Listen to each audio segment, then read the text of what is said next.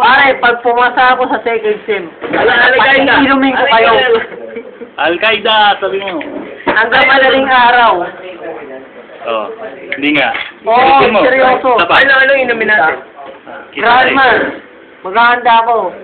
Isang kahon. Taon lang. Inumin lang ba? Dapat dalawa para isang linggo. Huwag naman, pare, mahal yun. Inumin natin. Mura lang yun. 900 lang yun. Ganun ba? Magkano yung dalawang kahon? O di 1.8. Huwag naman yun. Hanggang 900 lang ako. Mahal yun. Sige, ayan ha. Prueba yan, Jeff ha. Oo, pare, pag nakapasa ako ng second sem na walang Second sem o first sem?